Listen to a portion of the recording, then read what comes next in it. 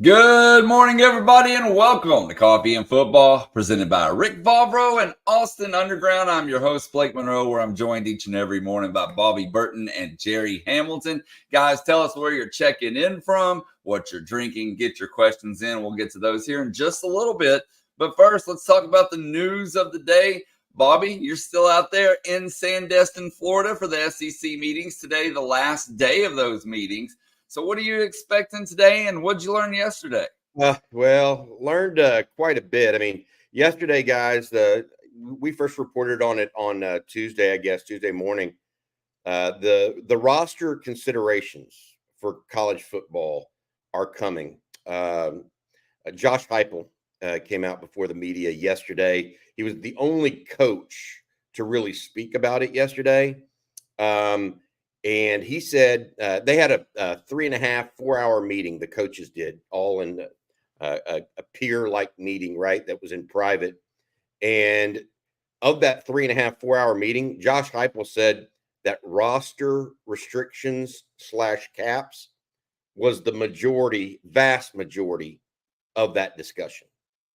And so I think the coaches right now are kind of trying to figure out what's best. They may not know what's best, right? And that's a big piece of it. So that's come out of it, Blake. That's been very interesting for me. Then also there started to be more talk yesterday about whether or not the SEC would go to an 8 or 9 game schedule in 2026. Now, not 24 or 25, but in 2026. Texas has been a proponent of the 9 game schedule because Texas is one of the few teams in the conference that has a conference game at a neutral site in the Texas OU game, right? And so Texas wants that 9 game conference schedule so they can always be guaranteed 4 conference home games for the season ticket holders to have better games. But there have been others that have said, we like 8. So that's kind of on the agenda. But it's taking a back seat. I really do believe that roster restrictions, the House settlement, 22% of revenue heading off.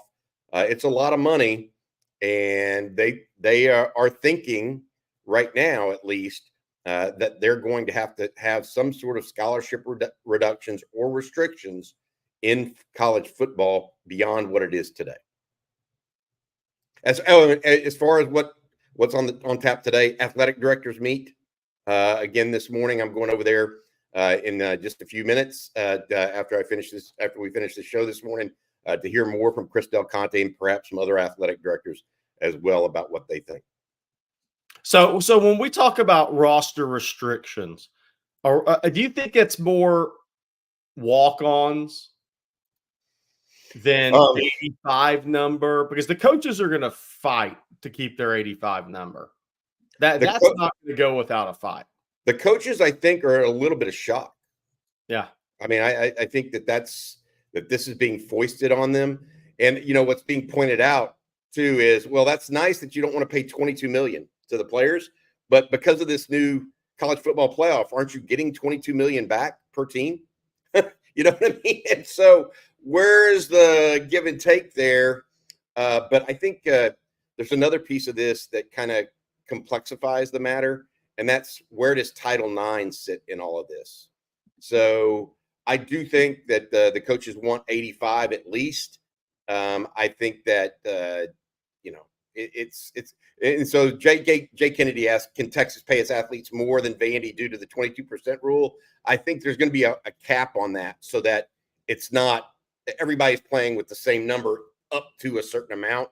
And Vandy will decide whether or not they'll go up to the same amount as Texas is going up to. Like, Texas won't be able to outspend everybody else based on the 22% rule. But just for competitive fairness. But I think what would be interesting there, and Jerry, back to your question, they are very clear, including Greg Sankey, the commissioner, who spoke again late yesterday. They don't know what the rules are going to be. They're trying to define them here. And I think what's maybe most exciting to me, and I wrote an article this morning on Texas football. What is most exciting to me is that here at the SEC meetings, I feel like the football coaches and the athletic directors are making the decisions for the future of college football. It is not the NCAA in Indianapolis or somewhere else that is just as tied to St. Francis of Pennsylvania as they are to Texas. And so you get a real sense, and compared to even the Big 12 doesn't have much of a say. They'll get a vote. But I'm telling you, the coaches here and the athletic directors, they're being asked to shape the future of college football. That's what's going on in Destin right now. The athletic directors again meeting. I think their meeting starts at 9 a.m. this morning and it'll go to noon. And then we'll hopefully get to talk to those guys after it. But it's hey, going Bobby, to see can you what else is happening. One other thing I want to mention, Greg Sankey said that he will also likely announce some times for a few games this year, a few marquee games. I'm waiting to see if Texas and Georgia matchup, the timing of that is announced today. So we'll be on the lookout. Hey, Bobby, can you expand on this question a little bit for those that don't really know what Title IX actually is and how that's could affect things? Yeah, Title IX is a national law that requires universities that receive public funding, like Texas, like Alabama or Florida or Georgia or any of the others, to equally pay women and men in college athletics and across any endeavor, actually in college. And it needs to represent the student body. And so what's happening here is this 22%, how's it going to be divided up? Well, if it's from a revenue perspective, 20 of the 22% should go to football, right? Well, according to Title IX, it should be 11 and 11. Now, is that fair? Is that, and to the piece that is very interesting right now, in my opinion, Jerry and Blake, is they don't know, and yet they're trying to make decisions.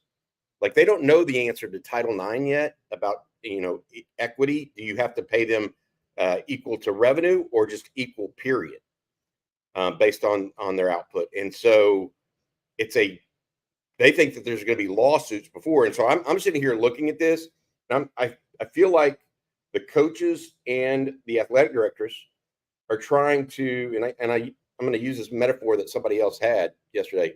They're trying to bring this cruise ship into port, right? Say you're down in Galveston or in Fort Lauderdale, you're bringing this huge monster, $180 million whatever, right, into port, and all of a sudden you can't see anything because it's all fogged in. You don't know which way to drive. That's what it feels like these coaches are going through right now. They're in a fog and they're just trying to get to port. And I don't know. Interesting, in my opinion. Well, something else that Texas fans found interesting yesterday, Jerry, was that they gained a new commitment from a running back. Can you tell folks about that? Yeah, absolutely. James Simon, 4-star running back out of Shreveport Calvary Baptist, committed to Texas as expected over Notre Dame and Texas A&M. Alabama and LSU had some hats at the table, but that really wasn't realistic. It was Texas over Notre Dame and Texas A&M for James Simon, the 4-star running back out of Calvary Baptist in Shreveport. Big win. Texas, another year. They get a prospect from Louisiana in a class under Steve Sarkisian. That makes every class since Sark has been at Texas. Because obviously when you saw that staff being built out by Sarkisian when he was hired, whether that was Terry Joseph, whether that was Bo Davis, whether that was Brandon Harris in a recruiting support role, whether it was Cortez Hankton's brother as a analyst on the staff, there were a lot of Louisiana ties on the Texas staff, the initial Texas staff under Steve Sarkisian. So you knew that was going to be an area of emphasis for Texas. And this is a big win because it's on I-20, guys. And you also have Aiden Anding, who liked about every James Simon commitment thing on Instagram or Twitter yesterday.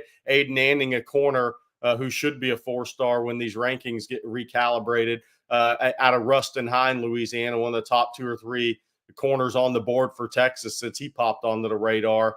That's another I-20 guy that will officially visit June 21st through 23rd when James Simon makes his official visit. But Tashard Choice now 6'7". He's really gone 6 of 7 on his targets in the last 3 classes at Texas, dating back to Cedric Baxter, Trey Wisner, then Jarrett Gibson, Christian Clark last year, then Ricky Stewart from Chapel Hill this year, now James Simon, Jordan Davison, the one that I put in, the one that Texas would have liked to get. They didn't get him. So 6 of 7. James Simon fits the inside zone, the SEC kind of run scheme, and that power run, that lean. See, he has a lean even in that picture. That's when somebody has a lean. James Simon, he had about 1,600 yards last year for a state championship Calvary Baptist team. Those that aren't familiar with Calvary Baptist, that school kind of began to get a lot of players when Shreveport Evangel initially, all that staff broke up well over a decade ago. So that kind of put Calvary Baptist more on the map. They won a state title this last year, beat a couple of 3 really good teams on the way to doing it. When you see the 1,600 yards Simon put up, realize he didn't carry the ball a lot early in the season, midway through the season. They had some blowout games. There was one game he didn't even carry it once. He caught 3 passes.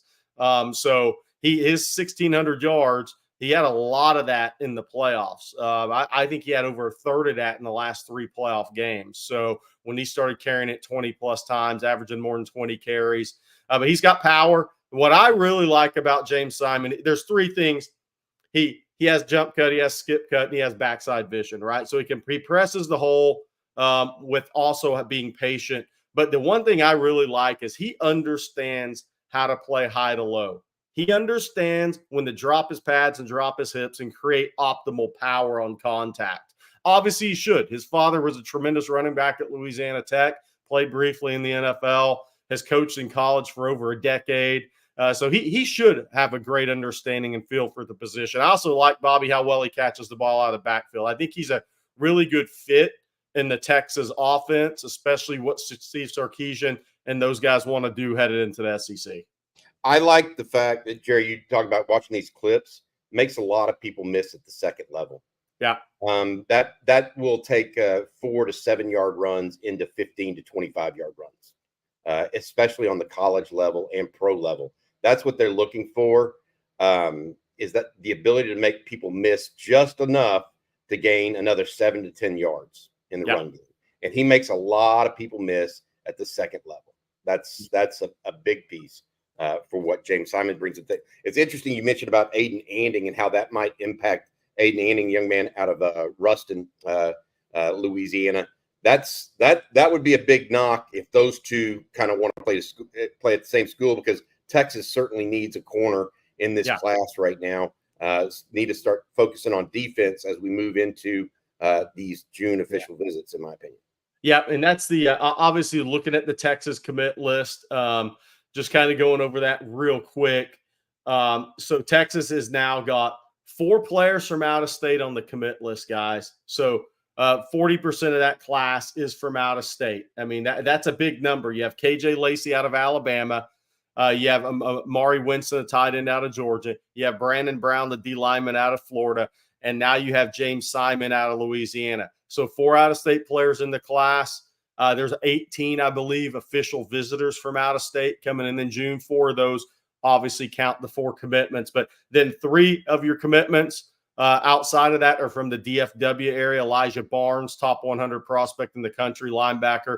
Devin and Jordan Coleman out of Cedar Hill, all from the Blake's favorite District of Doom there along I-20. We're also Duncanville and DeSoto, Waxahachie, and the Mesquite Horn and Lancaster play now. And then outside of that, you have 2 from East Texas, which Texas hasn't got as many guys from East Texas. East Texas has kind of been more, I don't know, a little bit more inconsistent on the national level, guys. They've had a couple of lulls cycles, but this is a really up cycle. I think 26 will be 2. So you have Ricky Stewart and you have Lance Jackson, who may end up being a 5-star. Then you have 1 prospect from the Golden Triangle area, Jackson Christian. So when will Texas hit first in the Houston area? I think it'll be in the June official visits. That'll be interesting to see. All right, guys, I'm going to do it real quick. I'm going to go through the questions. We call it recruiting speed dating, right?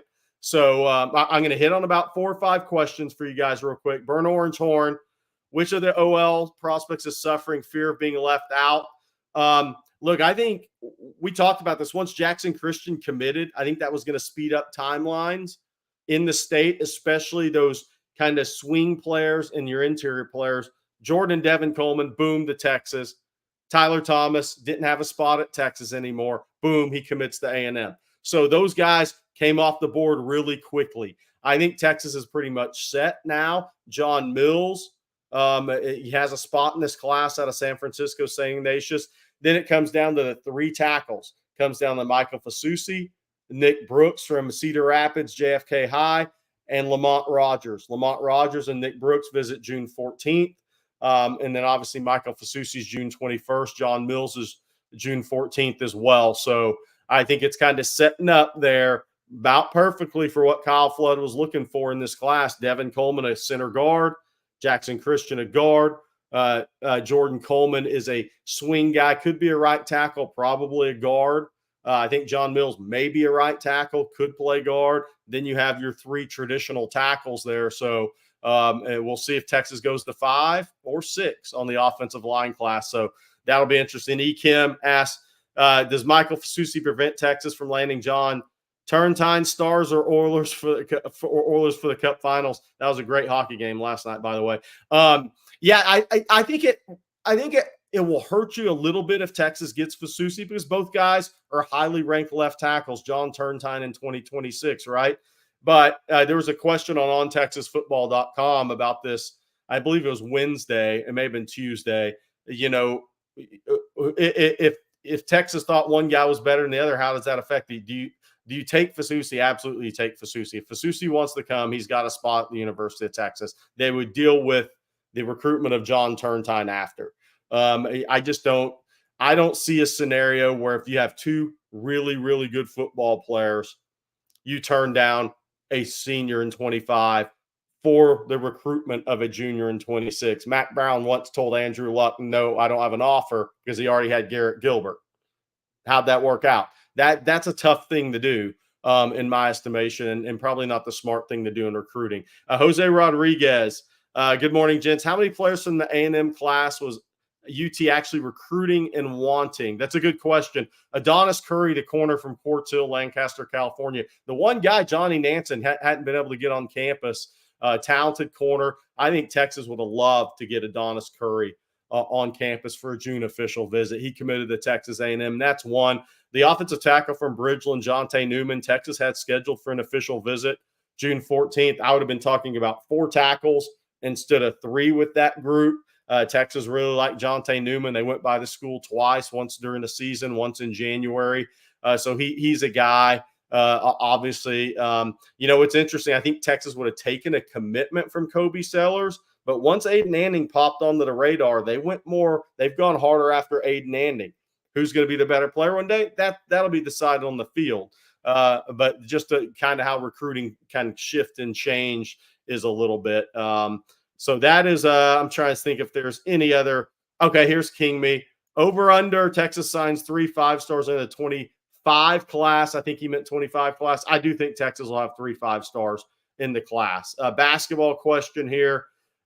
Since we didn't want to pay JT Toppin, is it likely we won't go after Coleman? 100%, because Coleman's asking for more. It's ridiculous right now on that. And let's see. Is Lance Jackson an edge or DL?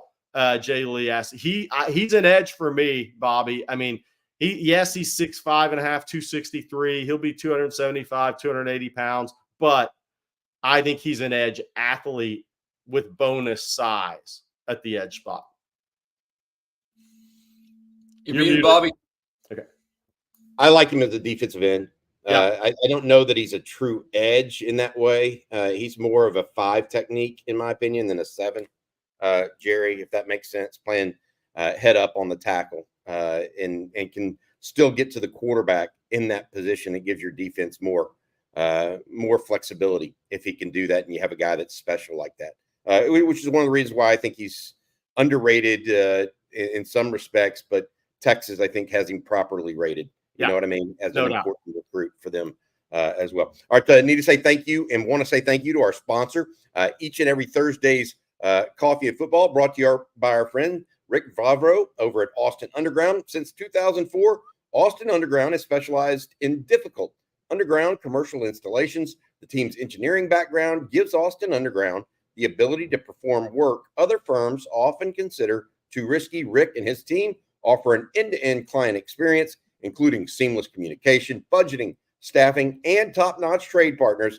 And most importantly, they produce solid quality work each and every time. That's Austin Underground. And we want to thank them for sponsoring each and every Thursday right here on Coffee and Football.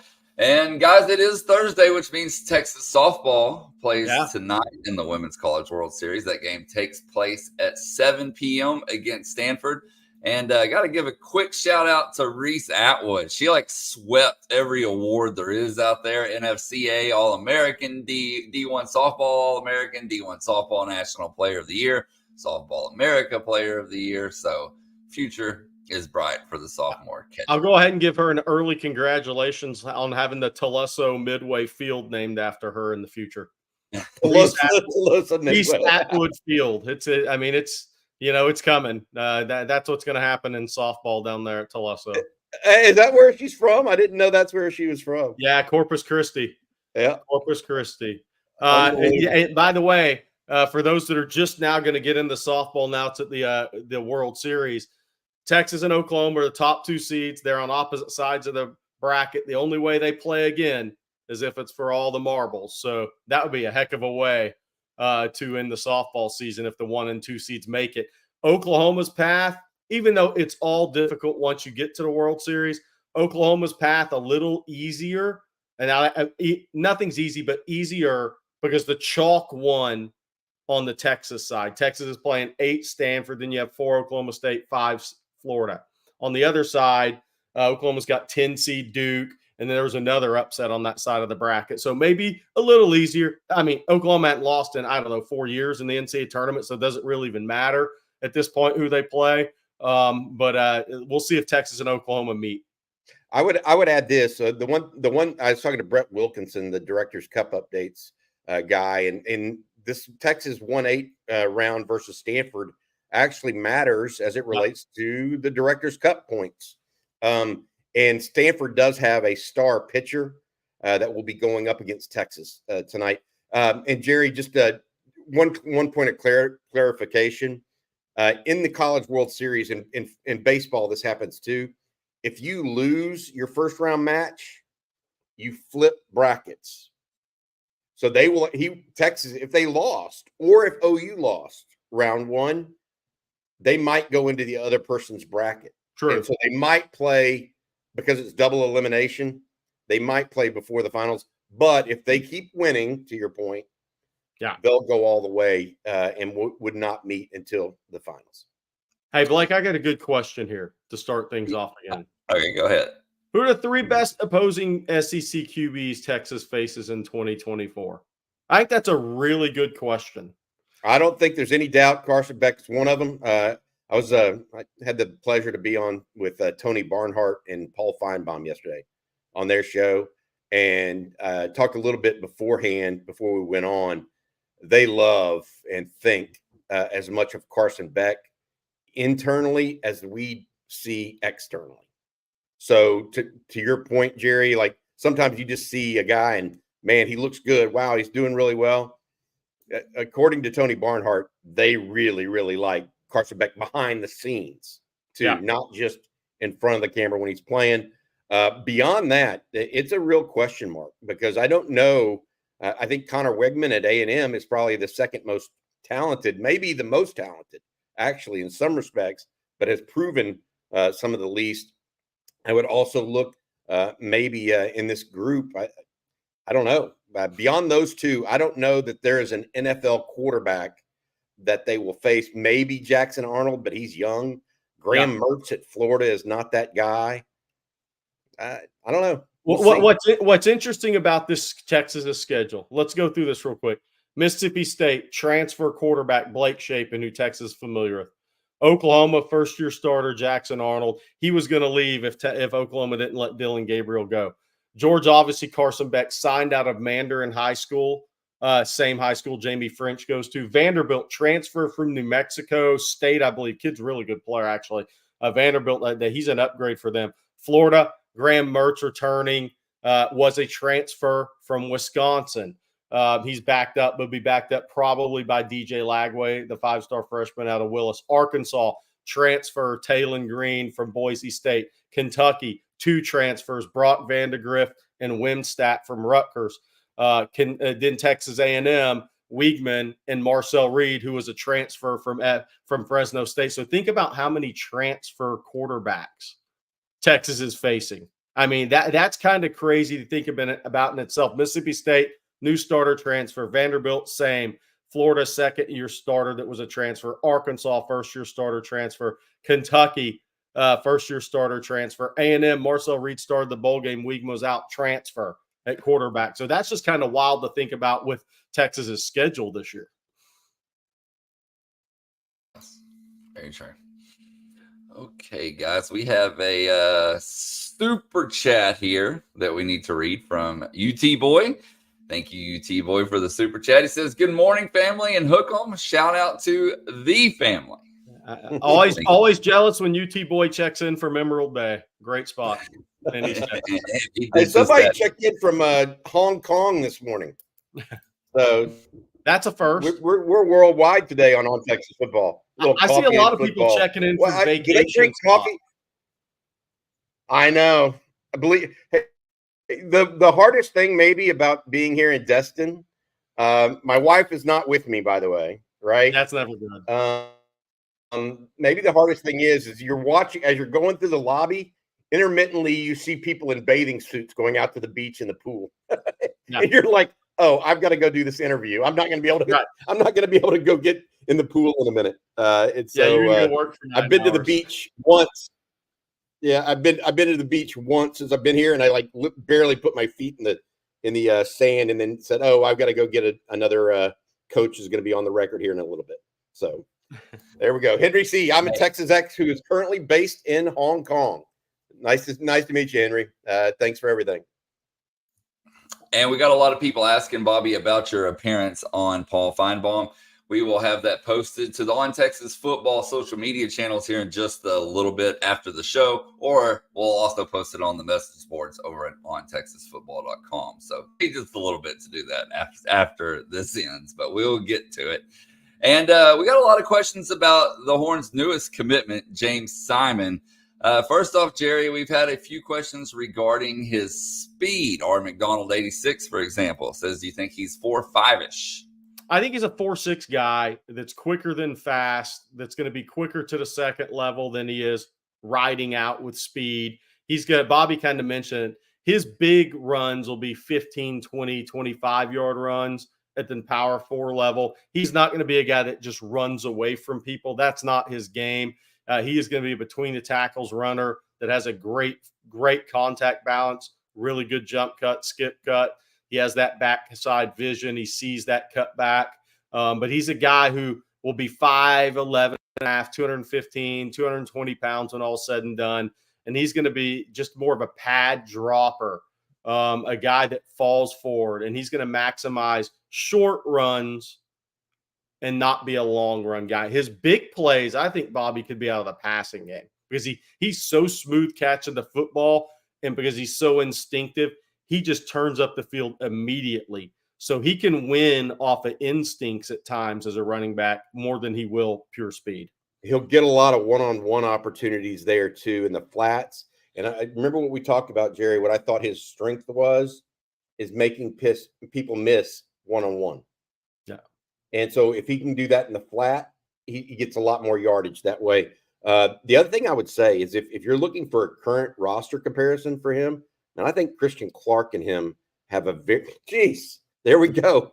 I didn't even see this, Zane. I really didn't before I said it. But is James Simon a comp to Christian Clark? Zane Petty asks. Yeah, to me, he is. I think that Christian Clark is a little more compact. Yeah, would be a better word to put it physically. So he's more of like a little bouncing ball, inside the interior, where Simon is got a little bit more long length to him, maybe a little bit better outside zone runner type of guy, but very similar in what their strengths are, which I think is making people miss in the hole. agree. And we got a lot of good questions to get to, guys. Plenty of time to get your questions in. But Jerry, before we get to those questions, I'm going to let you tell folks out there about one of our newest sponsors, Omaha Steaks. Look, I got to tell you about them because I can't show you the Omaha Steaks and chicken. It's all gone. It lasted 48 hours. It's all gone. Freezer's empty. Send more Omaha Steaks. My door is always open to what you guys send. But with Father's Day right around the corner, what do you give the man that has everything? Easy. You give him an experience he'll never forget. You give him Omaha Steaks. The Father Day experts at Omaha Steaks have made it easy to put a smile on the big guy's face this summer with hand-selected gift packages starting at just $89. Just go to omahasteaks.com and use promo on Texas, all caps, at checkout for an additional discount when you shop gourmet gift packages for Father's Day. With Omaha Steaks, the possibilities are endless. Endless flavor, I already checked that one off. Endless variety, check that one off. And endless value. Truly, they have perfected more than steak, and your dad is guaranteed to love every bite. Go to omahasteaks.com and use promo on Texas to get exclusive savings. Shop for unforgettable gifts that are guaranteed to make Dad's day. Because there's one thing Omaha Steak knows. It's that dads want steak. And people that read this promo want steak. I bought my dad some yesterday. So I got an extra $10 off using that code on Texas. Oh, this is an interesting one. Now, this is going out on a limb. I like it, Longhorns. I will remember that if Florida wins 8 games, because that would be quite the call. Outside of people who cover Florida for a living and have to make their fan base happy, I haven't heard a lot of people go out on the 8-win limb with Florida. I being down here in Destin and having talked to about 4 or 5 writers that cover Florida at some level, whether it's the Orlando Sentinel or the guys at Everyday but Saturday. I mean, Everyday should be Saturday. My take on that is they don't expect 8 wins with Graham Mertz at quarterback. So we'll see exactly where that heads. But and by the way, do not expect that. Florida got a really good receiver from Arizona State late out of the portal, but Florida didn't do the damage out of the portal that Ole Miss did, right? I mean, so when you look at Florida last year and you say, oh, look at this schedule. Man, this is the hardest schedule I've ever seen. I'm not sure they did enough in the portal to make up the ground that they're going to need on that schedule. Miami did more right out of the portal. Texas did more out of the portal. I mean, Georgia has a much better roster. I mean, you kind of go down their schedule and you're like, wow, there's a lot of teams that actually did more in the portal than they did as well. So it'll be interesting with Florida. I really think Longhorns, if Florida has any shot to get to 8-4, they have to beat Miami to start the season. If they don't, that's going to be tough.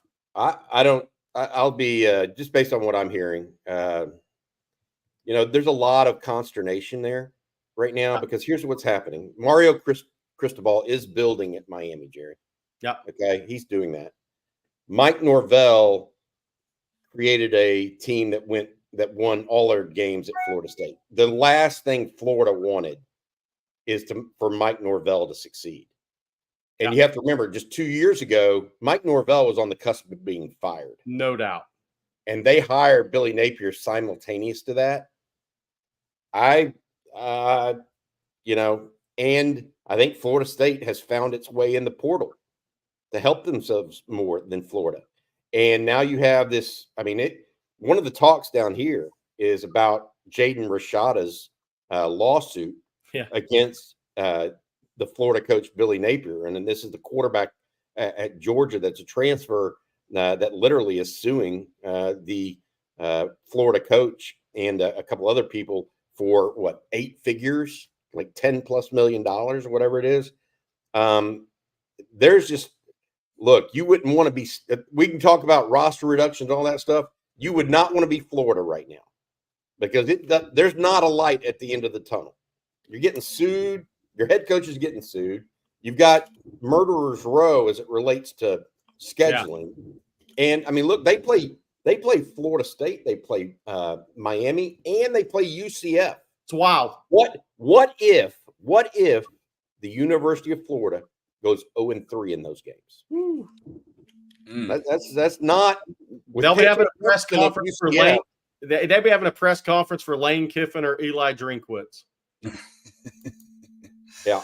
By the way, Eli Drinkwitz is the most unlikely looking head football coach of a major. I mean, having seen him at the party the other day, he does not come in and look like a football coach right when he walks up. About 5'10", 5'11", little nerdy with glasses, you know, got the hair part on the side. He looks like the head coach couldn't make it and the analyst came in this spot, right? Yeah, but you know what? The analytics guy. You say that, he's a damn good coach. Top 10 team at a school that hasn't really been a top 10 team. Yeah, he's doing a good job there. Very good job. Yep. All right, guys, let's go on to the next questions here. This next one from Mark Valdez. He says, how grateful we should be that we weren't beset with the scenario the Sooners faced this offseason. Imagine if Arch would have threatened transferring if Ewers stayed one more season. You know what? That's a great piece. And I think that, Mark, a lot of people think like that. And that's why we saw all those clickbait articles about Arch transferring or wanting to transfer or should transfer or et cetera, et cetera, et cetera. That you're not illogical, I guess is the best way to say it. You're that's not the wrong way that most people would think. But what they discount too heavily is who the Mannings are and what they want to be. The long-term plan for Arch Manning has not changed since he made the decision to go to Texas. And what I mean by that, his long-term plan is to keep improving enough to be drafted in the NFL and then go have a 15 to 20-year career in the NFL. Nothing about that has changed. The coaching staff hasn't changed. Steve Sarkisian didn't walk out the door. A.J. Milwee didn't walk out the door. So everything for them is online. I mean, it's still tracking. And so, you know, I understand why people want to be try to get him out of Texas, you know, and other people do because of this. But I'm not surprised by that he stayed. I'm not surprised by his long-term thinking either. And I think that Texas fans should be very, very happy, to your point, that they're not in a situation where QB2 is shopping his wares across the country. I'll go ahead and make some predictions, Bobby. Quinn will have a really good season, go off to the NFL. Then what are we going to hear for stories next year? Again, that will prove that people are just clickbaiters or have no understanding of the Mannings. Arch will play 1 year at Texas and head off to the NFL. That means they didn't do their research on the family. Arch can't live up to the expectations, too much hype. That means they haven't followed the Manning family. Just watch all this stuff play out. It's going to play out. You can predict the articles 12 months from now, what you're going to be seeing. It's very easy at this point. Very easy. And we're going to stay on the quarterback questions, guys. Frank says, in what ways do you think we'll possibly see Quinn improve this year? I think a couple of the ways that we hope to see him improve are in tight quarters and quicker throws. Now, I think he does a great job with RPOs, but I think he can get quicker in the RPO game, Jerry. And I think that will be better inside the red zone. I also think that probably the thing that most fans would say he needs to get better out is pocket awareness. He took too many self-sacks last year. And so combining those two things together, Texas scores more points this year if he's able to improve those two things. And if he improves those two things early in the season, which I think is going to be the challenge for him, that means he's got a lot of trust in a bunch of new faces at wide receiver, which would be a very good thing for the Texas season. Because I think early in the season, first 3 games, one of those being a huge one at Michigan, obviously, Texas is maybe it's a little bit slower offense from what we saw early last year. Because last year when Texas went to Alabama, you had Jordan Whittington, you had Xavier Worthers, you had JT Sanders, who all had years in the offensive system. A.D. Mitchell was the newcomer. Gunnar Helm the same, right? And the running backs, other than Cedric Baxter. I mean, Jonathan Brooks had been in the system and in the program for multiple years. This year, you have a lot of new faces at wide receiver. So if you get the ball out with timing, you show improvements in some of those areas Bobby just talked about early in the season, that means you have a lot of belief in the new wide receivers that they're going to be where they're supposed to be in a tough offensive scheme to pick up. That would be a very positive sign for me. Jerry, I had some free time in between when the coaches and the ADs and the presidents came out yesterday. And I've rewatched 2 games late last year for Quinn Ewers, TCU and Iowa State. Okay. Iowa State, he got self-sacked twice in situations that put Texas in bad situation. Not bad, but worse than, right? Made it 3rd and long, 2nd and long, etc. The second half of the Iowa State game, he got a lot better.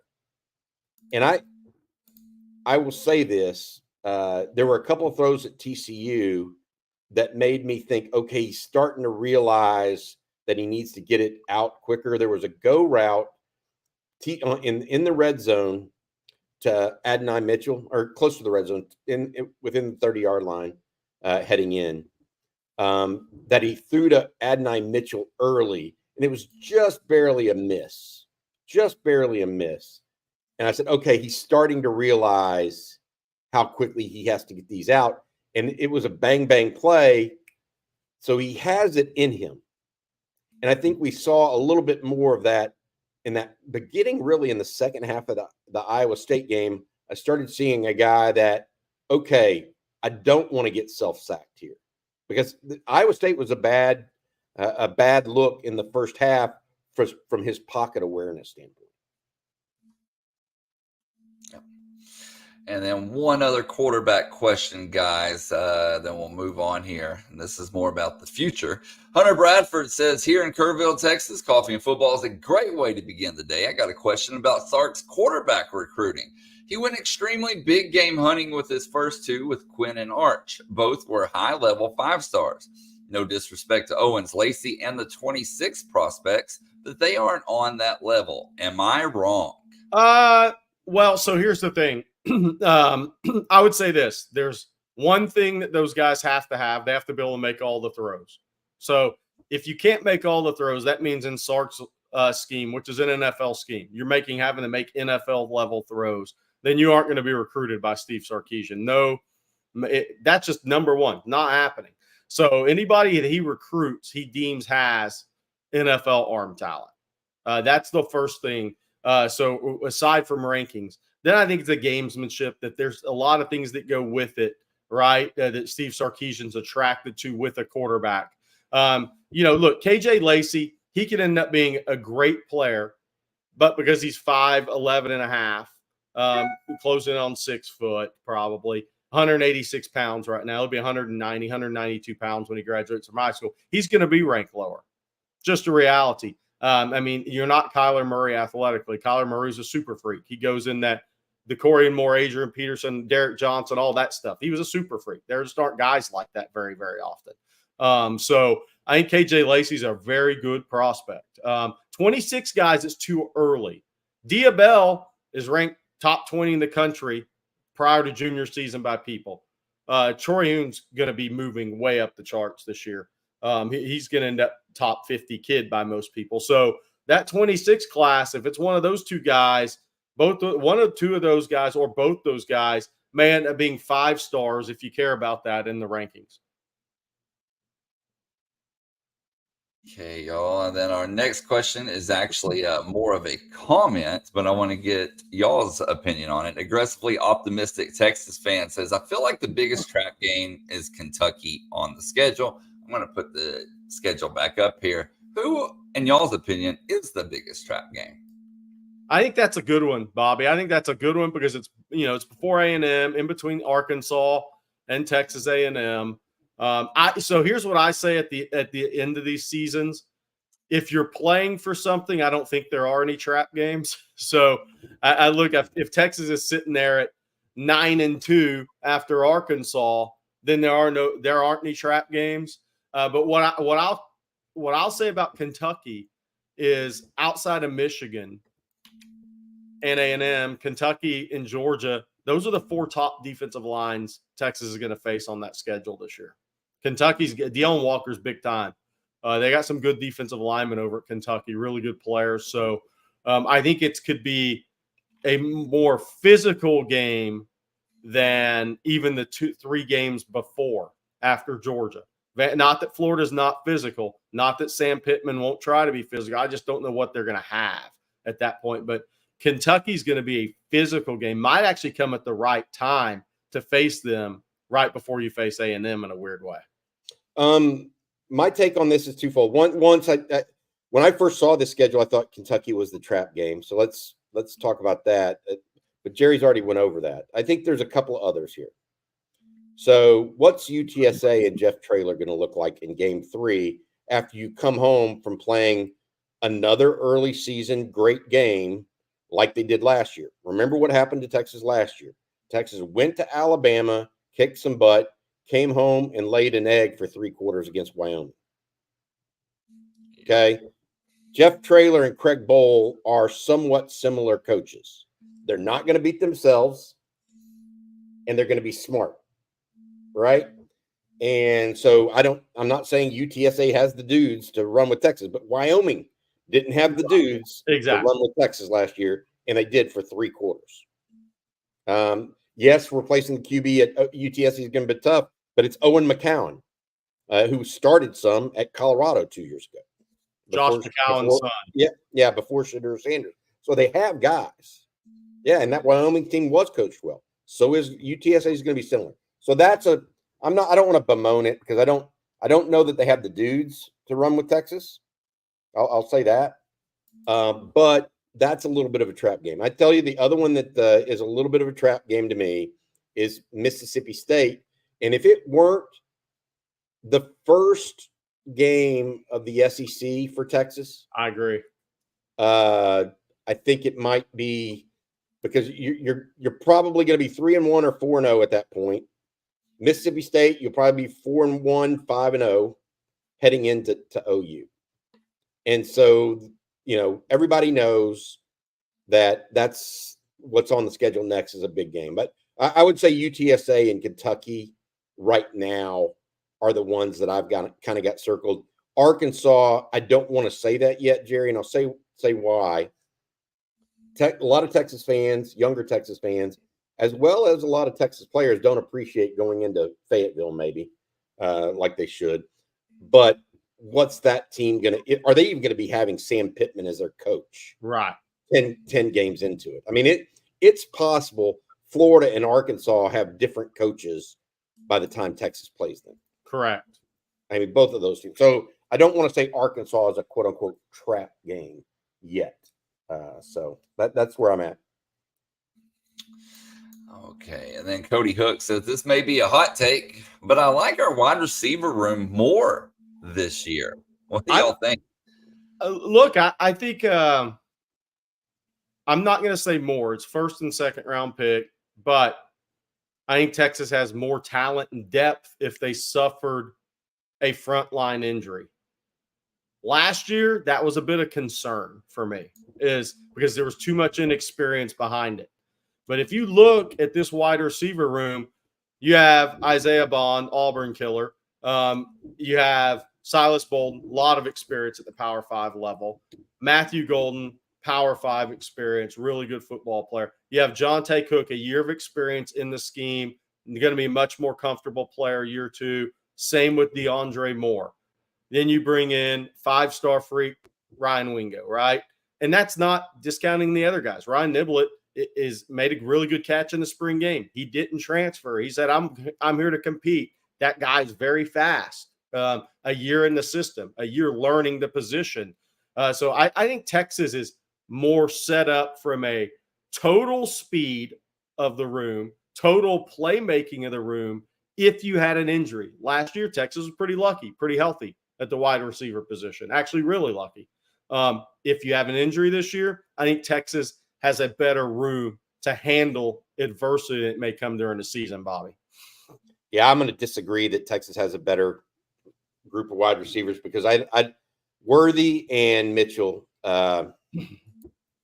combined with the experience of Whittington and team aspect that he brought to the table as a blocker, I don't see that with this group. I don't see right now, I don't see an alpha like Xavier Worthy. I don't see a guy, a 50-50 ball catcher like Adonai Mitchell. I mean, who you throw to on 3rd and 13 against TCU right now? What player do you ask to go beat somebody up the sideline in one-on-one? Back shoulder. I don't know the answer to that. Steve Sarkisian did. Adonai Mitchell, right? Who do you do that this year to? Who scares you so much that you have to play a safety over the top, like Xavier Worthy right now? Maybe Isaiah Bond, but he's not. Isaiah Bond's not Xavier Worthy, guys. So I like the room, to Jerry's point, and the depth. I do think the depth is better. I don't think the top 2 or even the top 3 I don't think they play off of one another like they did last year as well, necessarily. That's where I'm at. Yeah, I think they have to go. I think this group has to go prove it. Here's my thought on it. I think we knew early in the season last year that when you said, okay, Texas is going to play Bama, you didn't say, are the receivers going to be ready for that game? You never questioned it. A.D. Mitchell caught touchdown passes in the biggest games he ever played, all the way through his college career. Xavier Worthy, Jordan Whittington had all that experience, and I had J.T. Sanderson, all that experience in the scheme, in the system, all entering contract years, by the way. So that there wasn't much of a question that these guys were ready to go to Alabama. I think with this group this year, there's a little more prove it to them. I think there's more talent overall in the room. Doesn't mean they're better, but they still have to go prove it, to Bobby's point. I think they're going to have to go make more plays on the field early this season for people to start defining who these guys are. But the talent is really, really good. Talent overall is special. I mean, Ryan Wingo in the latter half of his freshman year, we'll see. You know, is he the 50-50 guy right now out of the gate, Odin? Odenhorn says Wingo's the 50-50 ball guy at 6'2". I don't know if he is right away. I don't know. We'll see. I want to say this about A.D. Mitchell, too. I don't even know if I would call him necessarily a high-end 50-50 ball guy. I thought he was great at tracking the ball, selling it, playing the ball in the air. A.D. Mitchell wasn't the guy that jumped 35 inches off the ground and snagged the ball over the DB. He wasn't even that guy. He was a great ball tracker. And you knew he was going to make a play on the ball over his shoulder. Right shoulder, left shoulder, didn't matter. But a 50-50 ball winner, that freak guy, I don't even think Texas had that guy last year. They just had a collection of tremendous, tremendous players. And guys, we have a super chat here. Actually, first, let me thank UT Boy for the super chat regarding Jonte. And then we have a super chat from Bobby. And Bobby says, when will the summer arrivals be on campus? Yeah, so if you didn't see, we had Javion Cole on the Longhorn live stream last night. If you didn't get a chance to see that, go back and watch that. Right about the midway point, Bobby, he came on, talked. He got into Austin Tuesday. June workouts begin June 2nd. So, or that Monday, I guess that's June 3rd. The elite camps June 1st for the young kids. And then those workouts start the following Monday. But all those guys are arriving on campus either now, Silas Bolden already on campus, Javion Cole, or coming up this weekend. That's when the 4 high school guys, Santana Wilson, Melvin Hills, Michael Kern, and Nate Kibble will be on campus. Then your 4 transfers, Silas Bolden, Javion Cole, Bill Norton, and Jermaine Lole. All those guys will be on campus either now or through the weekend, headed in those first workouts on Monday. And another super chat here from Ryan Nelson. He says, Bobby and Jerry, how dangerous would Arkansas be if they get Gus? I think they'd be better off than Sam Pittman. Yeah, better off. I agree. I think Arkansas is one of those places right now where you need a wily coach that can do a little more with a little less. If that makes that's the proposition at Arkansas. I was talking to somebody yesterday. How bizarre is it right now? I mean, you know who the coach of the Razorbacks could be 10 games into the season? Bobby Petrino. Yeah. I mean, he's the offensive coordinator at Arkansas now, guys. Yeah. So, he's returning to the scene of the crime. Mm-hmm. So, while Gus Malzahn, I think, would make a lot of sense at Arkansas, don't put it past the folks there to see if Petrino can't do something instead of Gus before they go to Gus. I think Arkansas right now is one of the toughest recruiting jobs in Power 4. And I say that because with Texas and OU moving to the SEC, I mean, it just hurts them that much more. Not that they were beating Oklahoma and Texas on players necessarily, but they still had the SEC song they could sing. But where's their recruiting geography? I mean, they're in a very tough spot. When Missouri's winning, they have Kansas City. They have St. Louis. Where does Arkansas really have? I mean, you think about it, and that is one hell of a tough recruiting job. Are you going to go into Atlanta and get the guys you need to compete at a high level in the SEC?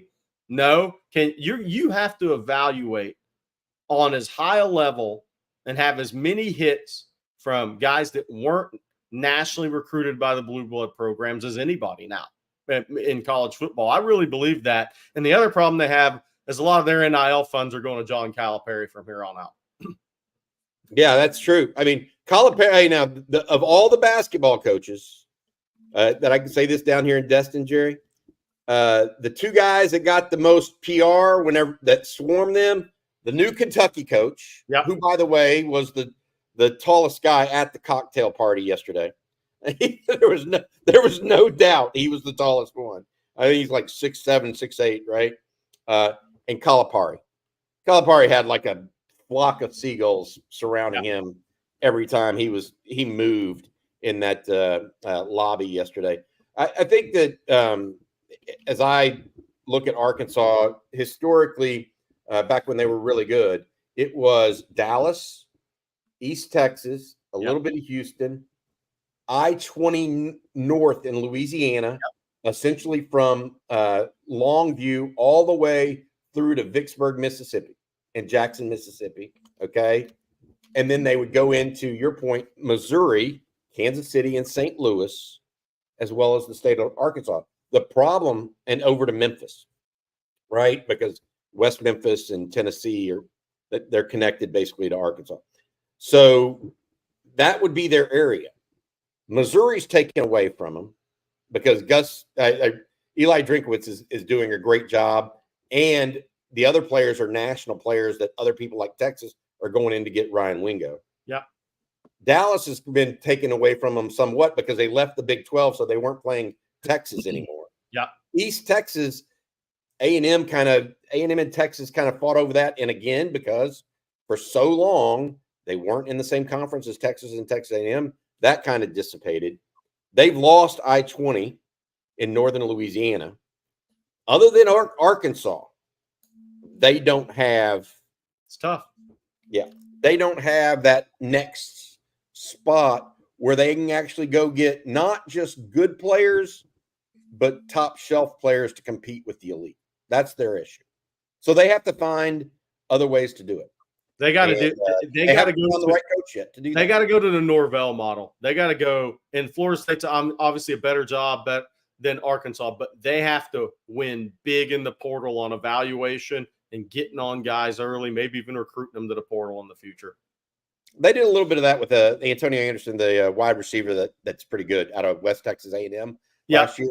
Hey, Hunter Bradford and a couple other people asking about what about Jeff Traylor at Arkansas. He spent a couple of years at Arkansas, at least 1 year with Chad Morris at Arkansas. I know he wants Baylor probably, Jerry.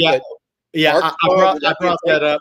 I brought that up because I know Hunter Yurcek really likes it, Jeff Traylor, from his time at Arkansas. So it'll be interesting. He'll be a name if that job opens up. He'll be a name on that list. Hunter Yurcek is the AD at Arkansas, yeah. But is Baylor or Arkansas a better job? I know which one's a more winnable job. I would go to Baylor right now in the current landscape. We'll see. Okay, guys, Bobby, before we get to these last couple of questions here, can you tell folks out there about Rick Favreau and Austin Underground one last time? Yeah, absolutely. Since 2004, Rick and his team at Austin Underground have specialized in difficult underground commercial installations. The team's engineering background gives Austin Underground the ability to perform work other firms often consider just too risky. Rick and his team offer an end-to-end client experience, including seamless communication, budgeting, staffing, and top-notch trade partners. And most importantly, they produce solid quality work each and every time. That's Austin Underground. Thank you, Rick, and your team for your continued sponsorship of Coffee and Football. And we have a super chat here from Football Junkie. Thank you, Football Junkie. He says, how does Texas team beat on defense compared to the other SEC teams they're going to play this fall? Lindy Sport Magazine has them high overall as total defense, top 20, in fact. Ooh, that's actually a really good question. Defense, Bobby. Georgia, more. Alabama, more. They're not playing them, but Alabama has more team speed on defense.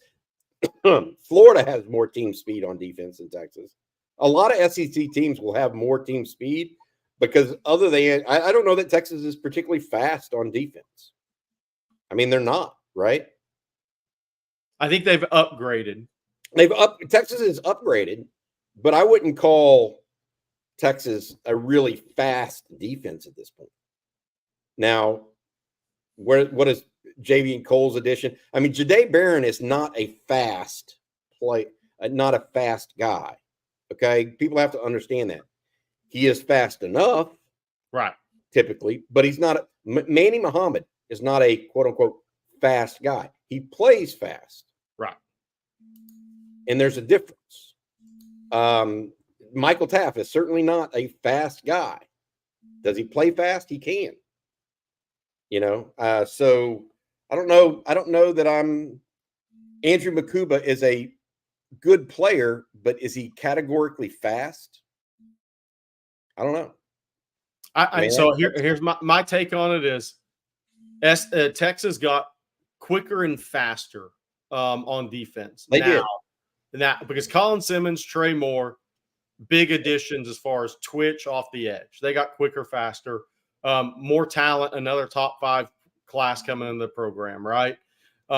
They got faster at safety as far as football speed. I mean, Keaton Crawford could line up and run a really fast 40, but he didn't have the eyes to play safety, so his athleticism didn't even matter. Jaron Thompson was not a guy that got faster in college. He was one of the guys, the few guys that gained weight and got slower. Makuba, obviously an upgrade as far as speed and playing speed at that position. Derek Williams in year 2 will be a faster football player than he was in year 1 because he's year 2 in college. And then some of the freshman guys, Xavier Filsaime, can really run. He's got to go through his learning process, but he can really run at that position. So I think Texas and Javion Cole at corner. So I think Texas upgraded their speed and quickness on defense from a year ago. But again, Georgia, Alabama, Michigan's defense will be faster than Texas. I know it's not SEC, but Michigan will have a faster defense than Texas will. when they play them. I think Texas is fast enough, but they're not going to be a top 4, like pure speed defense in the SEC for me. Okay, guys. Well, that's going to do it for today's episode of Coffee and Football. But first, Bobby, before we get out of here, I know you got a lot going on today. Like we said, last day of the SEC meetings, but there's also a lot going on at ontexasfootball.com. I want you to tell folks out there about that if they're not familiar with it. Yeah, absolutely. Please visit us and sign up and subscribe to On Texas Football. We need people to subscribe so we can keep doing what we love to do. On TexasFootball.com. Right now we have a special. It's $39.95 annually. That's $39.95 annually for subscription when you use the code OTFOG. That's OTFOG and $39.95 for On Texas Football for an entire year. We've got a lot of stuff coming up. Not only am I here in Destin, but Jerry, you guys have a big weekend ahead of you with Texas hosting a ton of high school prospects at the elite camp on June 1st. Then the next 3 weekends after that, it's all recruiting, 40 plus official visitors. Again, OTFOG, $39.95 for 1 year at ontexasfootball.com. I'm filing reports. Jerry's got news and notes. CJ's got news and notes each and every day on the recruiting stuff. So if you're a big Texas fan, there's no better place than ontexasfootball.com. That's right. And if you haven't already, please hit that like and subscribe button. We would definitely appreciate that. Ring the bell so you're notified anytime we post a video, post any kind of content, go live, whatever it may be. And between that and the coverage at ontexasfootball.com, you should be covered with your Longhorns news around the clock. And guys, thank you all for tuning in. We got to thank our sponsors, Rick Vavro and Austin Underground, along with Omaha Steaks. Thank you for the super chats, the great questions. And stay tuned. We'll have a lot more later today. And then, of course, over on TexasFootball.com. So for Bobby Burton and Jerry Hamilton, I'm Blake Monroe, and we'll see you tomorrow morning. Hook up.